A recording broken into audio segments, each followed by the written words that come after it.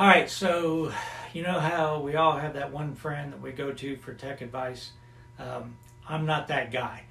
So I have to film a disclaimer here, try to keep it short as possible. Next 4 videos, starting with the one right after this, using the Alco. And somehow it got set in the decoder to operate on 14 speed steps instead of 28 speed steps.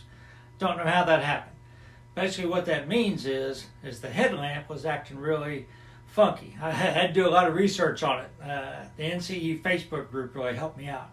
So when it's on an odd number speed step, like 1, 3, 5, headlight goes off. If it's on an even number, 2, 4, 6, headlight's on. I didn't correlate it to speed steps. I just thought I had a loose wire or something. So the headlight kept going on and off. And I talked to Benjamin about it, and he couldn't figure out what it was. I was going to send the engine back to him. So I went ahead and filmed 4 operating sessions in a row with the headlight acting kind of funky.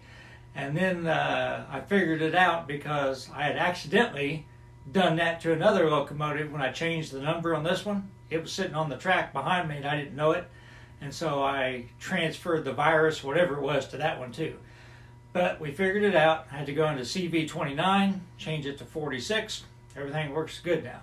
But for the next 4 videos, you're going to see the headlight turning on and off. And it's not me.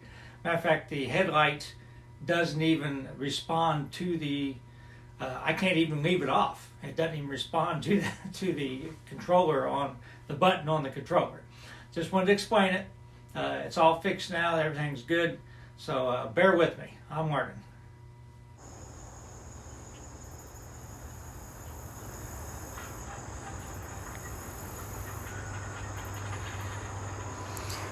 Well, I got to the Ohio fire brick before dawn break.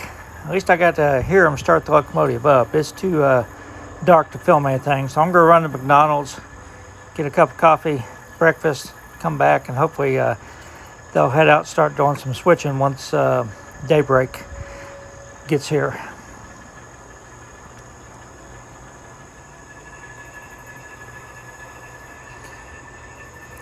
So it's Monday morning. On Friday, they left the train on the passing siding and put the locomotive and the caboose, locked it up in the Ohio fire brick, just to keep the kids off of it. Through the week, they usually leave it out.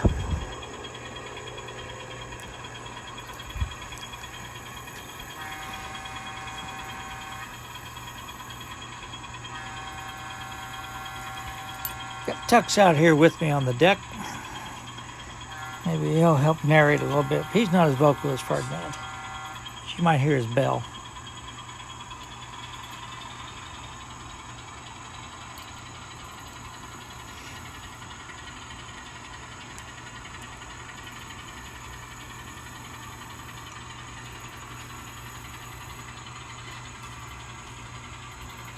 So we're going to split this into 4 parts. Originally, I was going to try to film one long operating session, put it on Labor Day, but that would end up being like 60 minutes long or something. I decided that was not what I wanted to do. So we'll go ahead and split into 4 parts like normal. And this first part will be kind of short.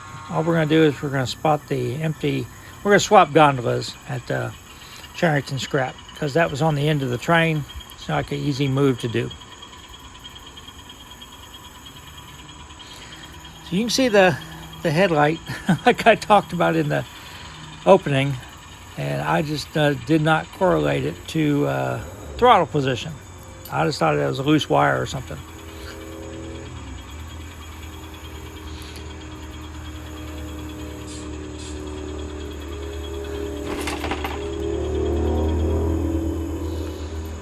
I'm going to put that opening on all 4 videos in case someone just happens to find one new subscriber or something and wonder what the heck's going on.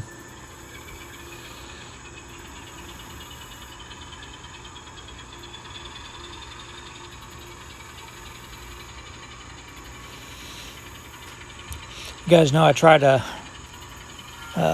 share all the little issues, nagging things that come up in the This full gondola had a couple problems with it. It wants to pick turnouts. It's got metal wheels on it, so after this operating session, I'm going to check I think they're exact rail. I'm going to check the gauge on them. But they also are truck mounted, so when you're pushing it, it's pushing the wheels to one side or the other. So it always takes the turnout fine. It's when it tries to go on the straight track that it gives me the problem.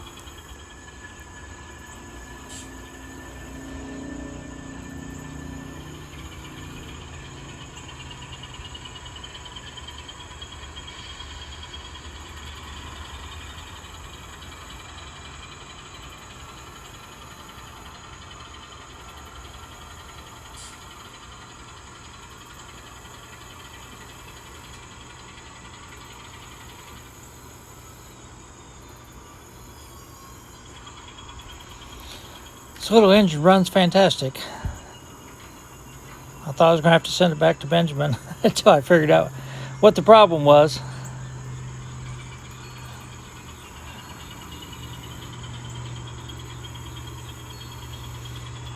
But if any of you use NCE Power Cab, there is a Facebook group, and they are a tremendous resource. Really knowledgeable people on there that answer some questions. And I've used them quite a bit.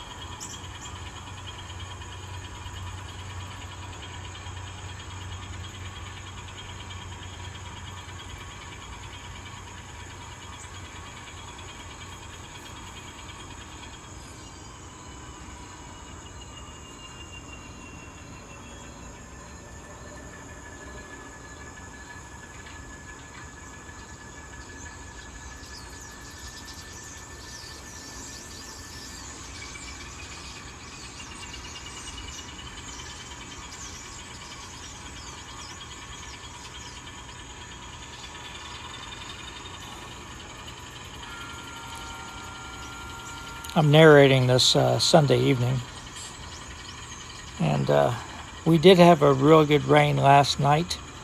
It's one of those deals. It's supposed to rain a bunch today, and it rained all around us, didn't hit us. Now they're saying it may rain again tonight, so hopefully we'll get something out of this. So as soon as the train gets up back on the main line, we'll end the video here.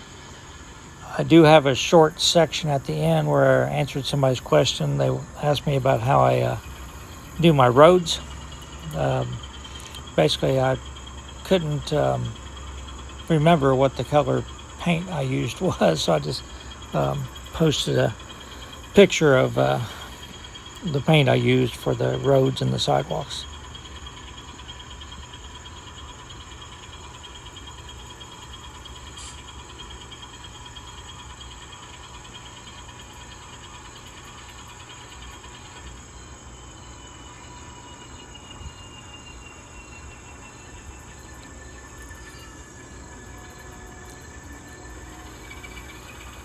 The Ojai caboose, I just picked that up.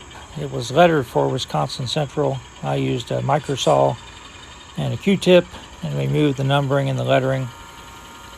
And just had some decals that I used for, it's actually the Ohio, on a Chesapeake, Ohio steam locomotive tender that I just cut it up and flipped the letters around.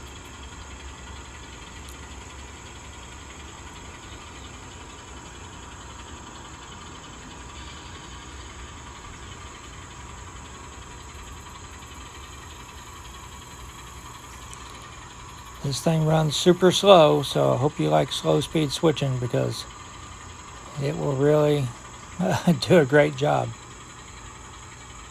And it sounds great. All right, we'll end right here, and we'll talk about the road paint just real briefly. Hey, let me answer a question real quick before we go. Bruce Ames, asked me how I do my streets. So actually the base color is the Tamiya XF25 light sea gray. I weather it with the Tamiya Weathering Masters. You know, I try to use black streaks and stuff to sort of show where the cars are driving on, like that.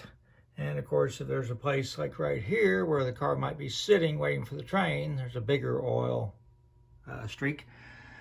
Sidewalks are this Model Air concrete, but that is actually kind of dark. I wanted something different color, so you had to really lighten it up again with the white. Had to really use a lot of weathering powders on that, because that looks like fresh, wet concrete, and it didn't look good to me.